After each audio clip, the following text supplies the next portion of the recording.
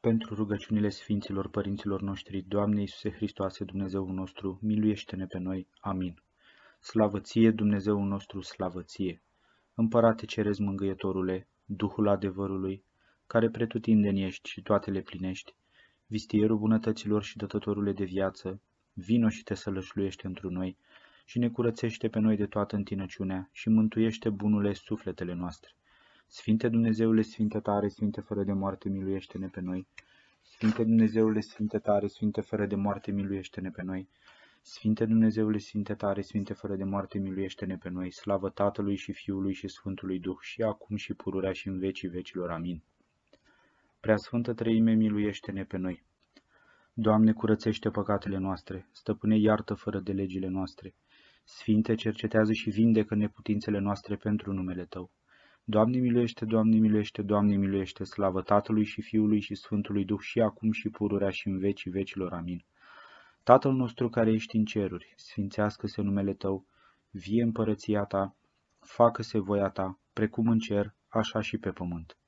Pâinea noastră cea spre ființă dă-ne nouă astăzi și ne iartă nouă greșelile noastre, precum și noi iertăm greșiților noștri. Și nu ne duce pe noi în ispită, ci ne izbăvește de cel viclean. Pentru rugăciunile Sfinților Părinților noștri, Doamne Iisuse Hristoase, Dumnezeul nostru, miluiește-ne pe noi. Amin. Miluiește-ne pe noi, Doamne, miluiește-ne pe noi, că nepricepându-ne de niciun răspuns, această rugăciune aducem Ție, ca unui stăpân, noi păcătoși și robii Tăi, miluiește-ne pe noi. Slavă Tatălui și Fiului și Sfântului Duh. Doamne, miluiește-ne pe noi, că întru Tine am nădăjduit. Nu te mânia pe noi foarte, nici pomeni fără de legile noastre, ci caută și acum ca un milostiv, și ne izbăvește pe noi de vrăjmașii noștri, că Tu ești Dumnezeul nostru și noi suntem poporul Tău, toți lucrul mâinilor Tale și numele Tău chemăm, și acum și pururea și în vecii vecilor. Amin. Ușa milostivirii deschide o nouă binecuvântată născătoare de Dumnezeu, ca să nu pierim noi cei ce nădăjduim întru Tine, ci să ne izbăvim prin Tine din nevoi, că Tu ești mântuirea neamului creștinesc. Cred într-unul Dumnezeu, Tatăl Atoțiitorul, Făcătorul cerului și al pământului, al tuturor celor văzute și nevăzute, și într-unul Domn Iisus Hristos, Fiul lui Dumnezeu, unul născut, care din Tatăl s-a născut mai înainte de toți veci. Lumină din lumină, Dumnezeu adevărat din Dumnezeu adevărat, născut, nu făcut, cel de o ființă cu Tatăl prin care toate s-au făcut, care pentru noi oamenii și pentru a noastră mântuire s-a pogorât din ceruri și s-a întrupat de la Duhul Sfânt și din Maria Fecioara și s-a făcut om. Și s-a răstignit pentru noi în zilele lui Ponțiu Pilat și a pătimit și s-a îngropat. Și a înviat a treia zi după Scripturi. Și s-a înălțat la ceruri și șade de-a dreapta Tatălui. Și iarăși va să vină cu slavă să judece vii și morții, a cărui împărăție nu va avea sfârșit.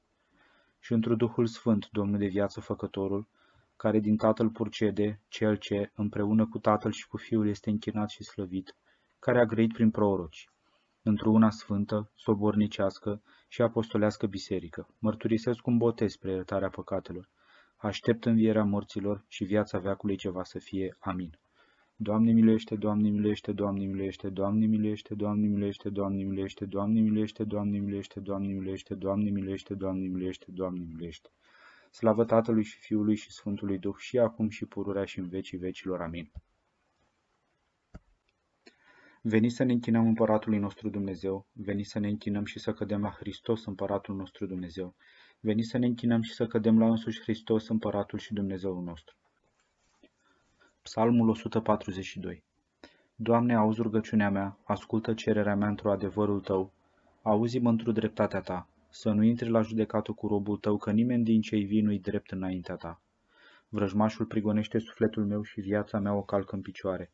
Făcut-o-mă să locuiesc în întuneric ca morții cei din veac. Mâhnit e Duhul în mine și inima mea încremenită în lăuntrul meu. Adus-mi am aminte de zilele cele de demult, cugetat am la toate lucrurile Tale, la faptele mâinilor Tale m-am gândit. Întins am către Tine mâinile mele, sufletul meu însetat de Tine ca un pământ fără de apă. De grabă auzi-mă, Doamne, că a slăbit Duhul meu. Nu-ți întoarce fața Ta de la mine, ca să nu mă asemăn celor ce se pogoară în groapă. Fă să aud dimineața mila Ta, că la Tine mi-e nădejdea. Arată-mi calea pe care voi merge, că la Tine am ridicat sufletul meu. Scapă-mă de vrăjmașii mei, că la Tine alerg, Doamne. Învață-mă să fac voia Ta, că Tu ești Dumnezeul meu. Duhul Tău cel bun să mă povățuiască la pământul dreptății.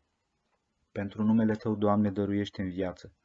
Într-o dreptatea Ta scoate din necaz sufletul meu, fă bunătate de stârpește pe vrăjmașii mei și pierde pe toți cei ce necăjesc sufletul meu, că eu sunt robul Tău. Aliluia, aliluia, aliluia, slavă Ție, Dumnezeule! Aliluia, aliluia, aliluia, slavă Ție, Dumnezeule!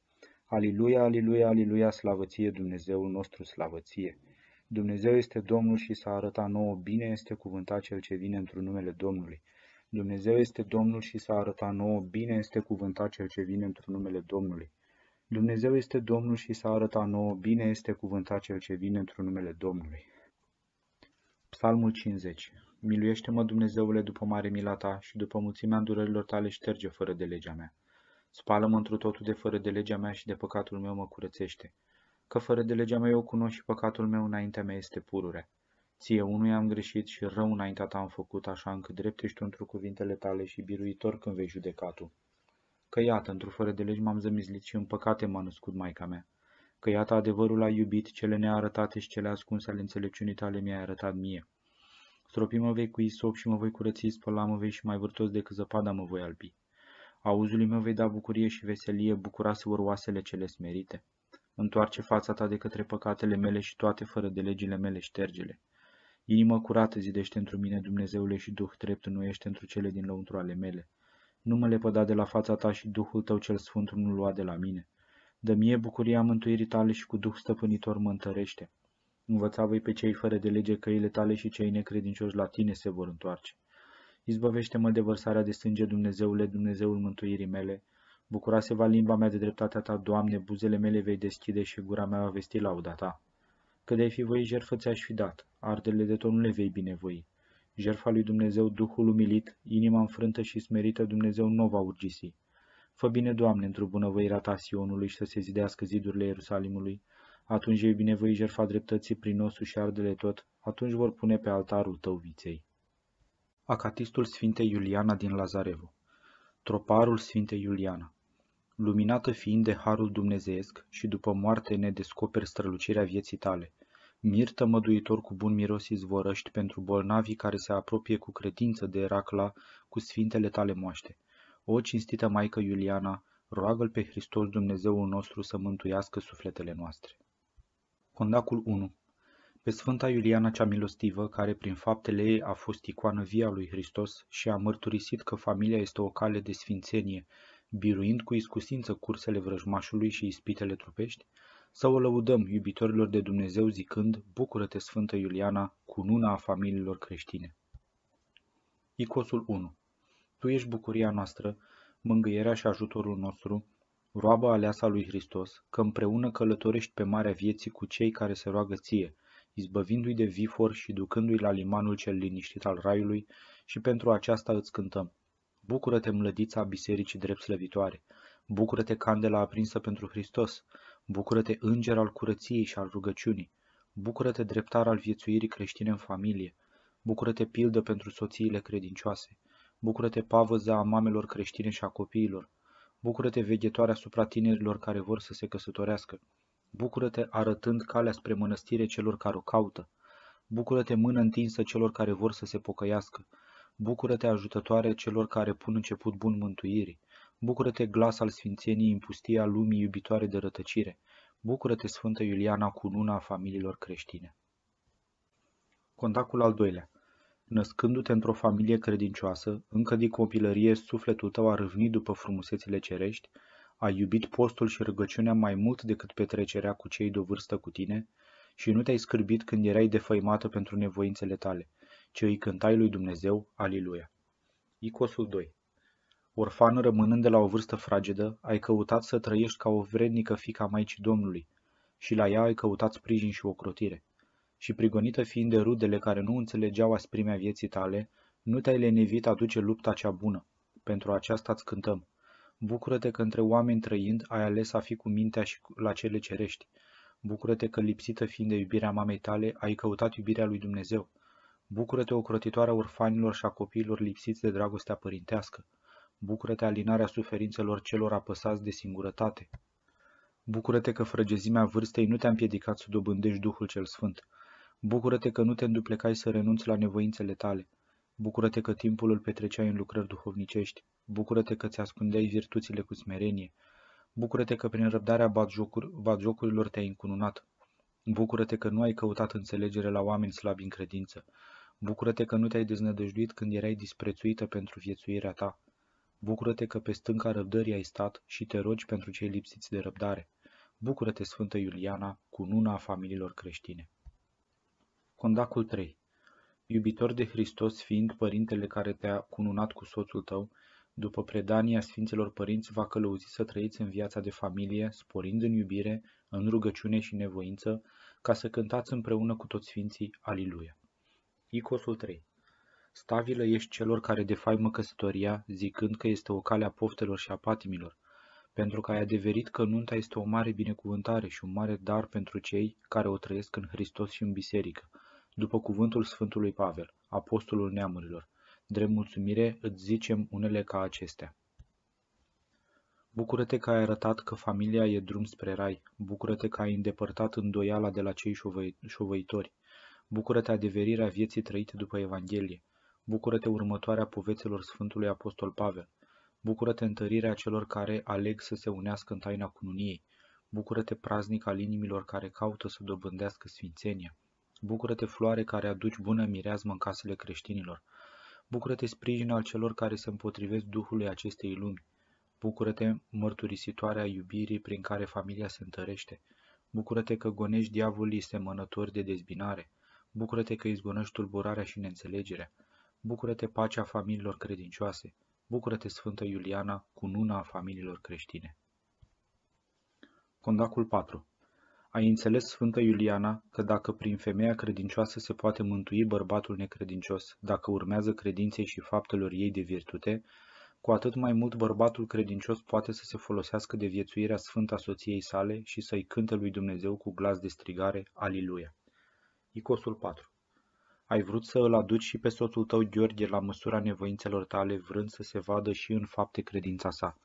Cu pricepere l-ai sfătuit să ridice pe umerii săi crucea nevoințelor, făcându-te pildă pentru soții credincioși, ca să se sprijine unul pe altul în lupta cea duhovnicească și pentru aceasta auzi de la noi.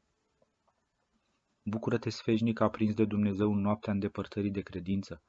Bucură-te că pe soțul tău l-ai sfătuit cu multă pricepere. Bucură-te că de la tine învață soții să se ajute în războiul duhovnicesc. Bucură-te, sfătuire cu pricepere și mustrare blândă. Bucură-te, nădejdea celor biruiți de deznădejde. Bucură-te că aduci gândul cel bun în sufletele șovăitoare. Bucură-te că de nepriceperea noastră nu te scârbești. Bucură-te că ne arăți cum să îi ajutăm pe cei de lângă noi. Bucură-te că nu prin vorbe, ci prin fapte ne înveți să-i sfătuim. Bucură-te, cuvânt bun spus la vremea potrivită. Bucură-te, tăcere roditoare binecuvântată de Dumnezeu. Bucură-te, rugătoare pentru toți cei care vor să se mântuiască. Bucură-te, Sfântă Iuliana, cununa a familiilor creștine. Condacul 5. Cu 13 copii te-a binecuvântat Dumnezeu și vie roditoare ai fost după cuvântul psalmistului David. Dar greutățile creșterii copiilor nu te-au îndepărtat de lucrarea duhovnicească, ci te-au fost pricină de înmulțirea virtuților, căci ai cântat neîncetat lui Dumnezeu, Aliluia. Icosul 5. Cum te vom lăuda, mamă, cu mulțime de copii și sfântă cu mulțime de fii duhovnicești, că prin faptele tale i-ai rușinat pe cei care fug de crucea afacere de copii și de cea a creșterii lor în Hristos și pentru aceasta îți cântăm. Bucură-te, lauda a soților care nu-și îngroapă talanții, bucură-te, urmașa Sfintelor Mame din vechime, bucură-te că ai adus pe lume 13 copii, bucură-te că nu te-ai deznădăjduit când Domnul i-a luat la el pe unii dintre ei, bucură-te că ți-ai crescut copiii în dreapta credință, bucură-te că i-ai învățat să trăiască pentru Hristos, bucură-te că nu i-ai hrănit doar trupește, ci și duhovnicește, bucură-te, mărturisitoarea virtuții și osândirea păcatului, bucură-te, mustrătoarea femeilor care vor să lepe de pruncii, bucură-te că îi cerți pe soții care nu vor să facă copii, bucură-te că aflând despre faptele tale, unii se pocăiesc pentru păcatele lor. Bucură-te că mica biserică a fost familia ta, bucură-te, Sfântă Iuliana, cununa a familiilor creștine. Condacul 6. Nu ne este lezne să înțelegem cum, purtând grijă familiei, ai găsit vreme să te ocupi și de mulțime mare de săraci și de orfani, dar ai arătat prin aceasta că mulțimea treburilor casei nu trebuie să-i oprească pe credincioși, să-i cânte lui Dumnezeu, Aliluia. Icosul 6. În loc să asculte poruncile Evangheliei și să poarte grijă săracilor, bolnavilor, orfanilor și tuturor necăjiților, mulți creștini se îngrijesc numai de binele lor și al rudelor lor, dobândind bunătățile pământești și pierzând împărăția cerurilor. Dar tu ai ținut poruncile și ai dobândit raiul cel gătit sfinților, iar noi, învățându-ne din jertfelnicia ta, îți cântăm. Bucură-te că te osteneai lucrând nopțile pentru a-i ajuta pe săraci.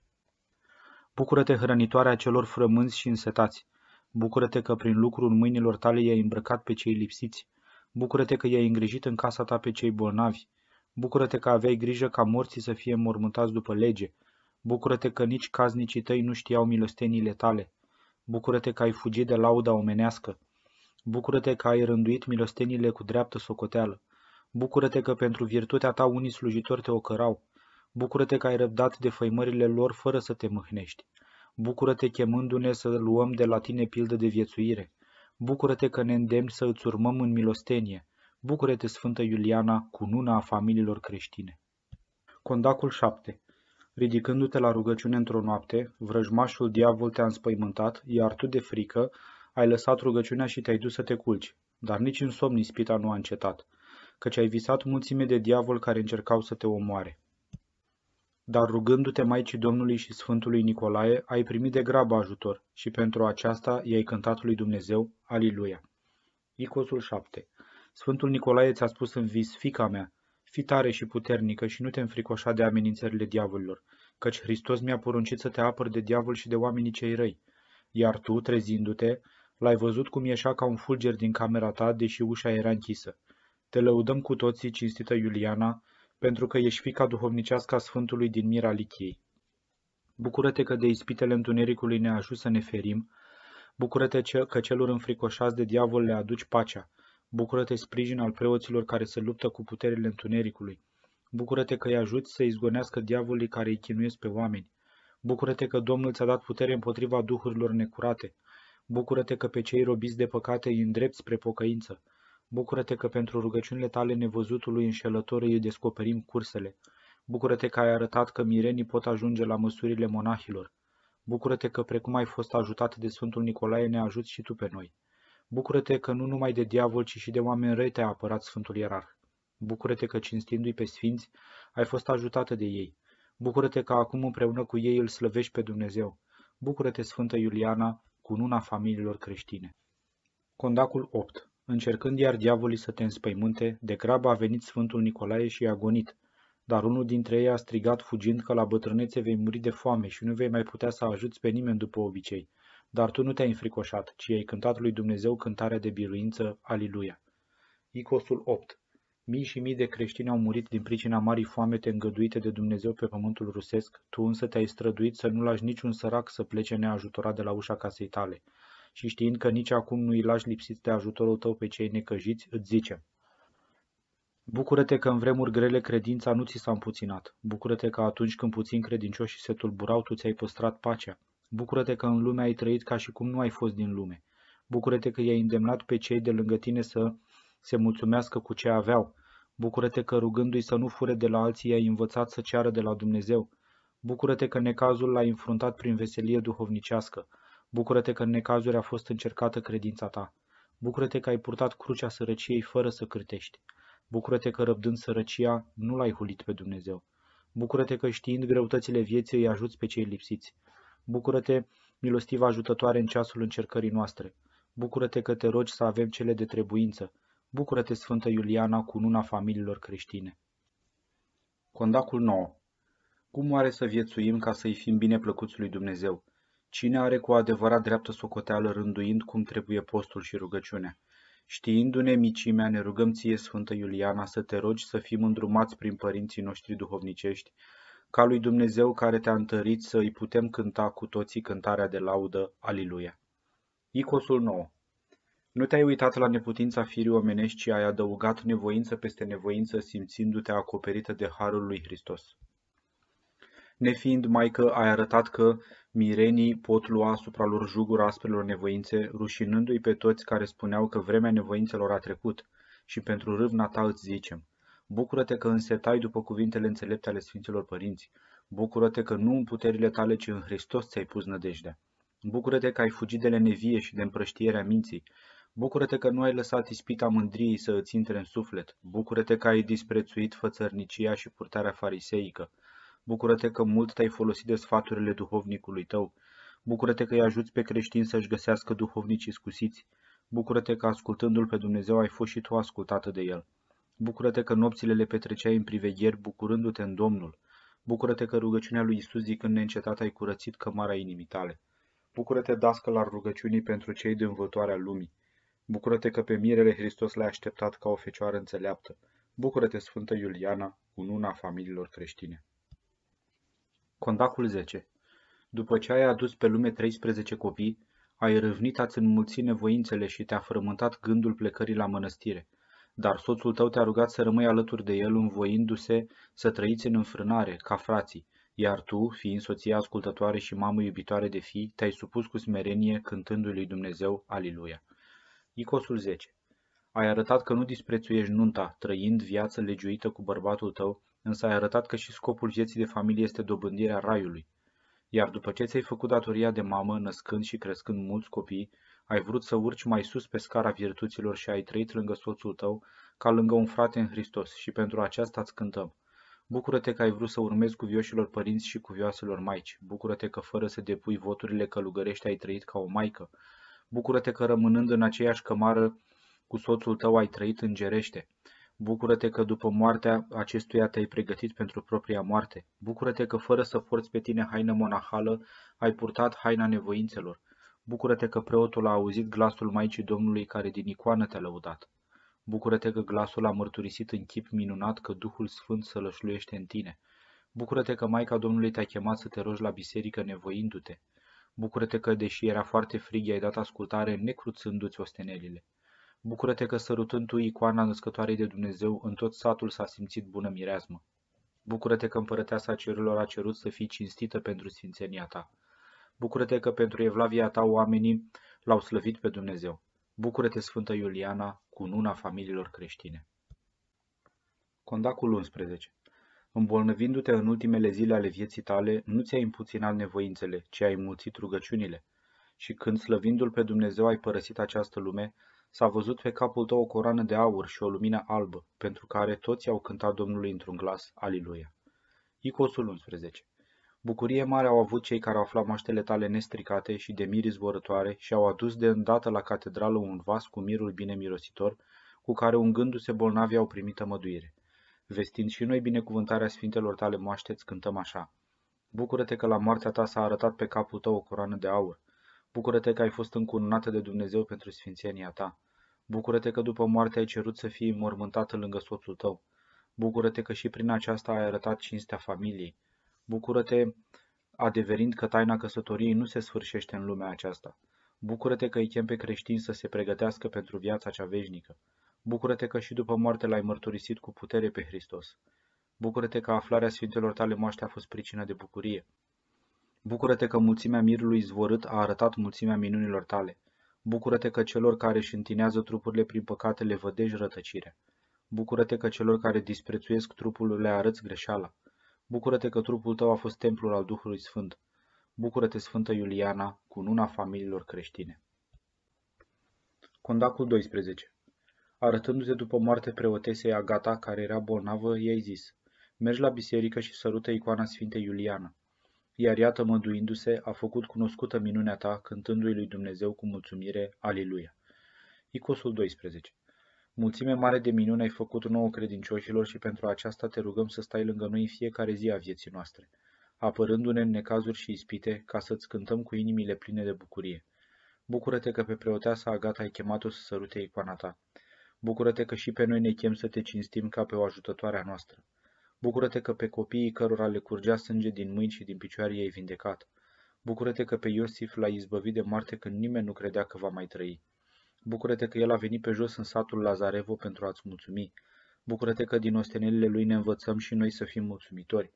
Bucură-te că ai stins focul care se apropia de biserică.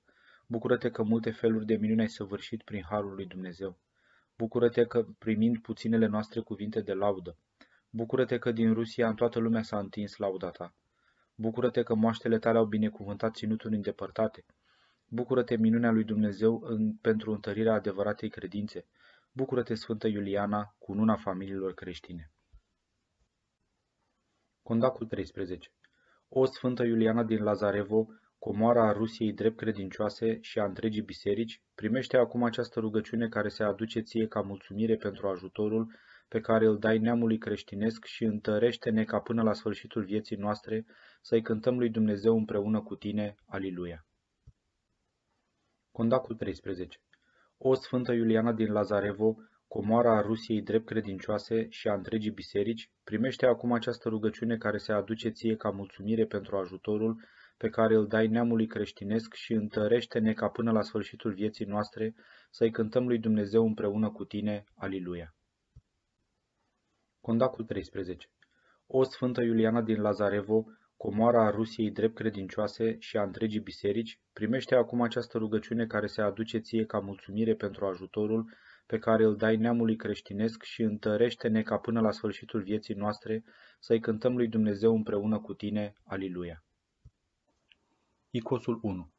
Tu ești bucuria noastră, mângâierea și ajutorul nostru, roaba aleasa lui Hristos, că împreună călătorești pe marea vieții cu cei care se roagă ție, izbăvindu-i de vifor și ducându-i la limanul cel liniștit al raiului, și pentru aceasta îți cântăm.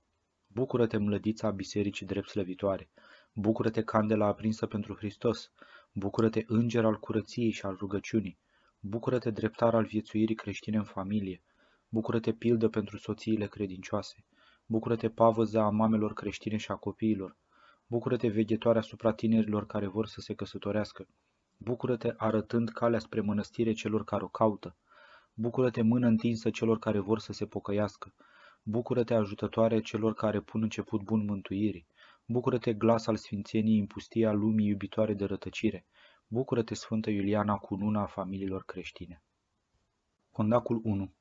Pe Sfânta Iuliana cea milostivă, care prin faptele ei a fost icoană vie a lui Hristos și a mărturisit că familia este o cale de sfințenie, biruind cu iscusință cursele vrăjmașului și ispitele trupești, să o lăudăm iubitorilor de Dumnezeu zicând: Bucură-te, Sfântă Iuliana, cununa a familiilor creștine.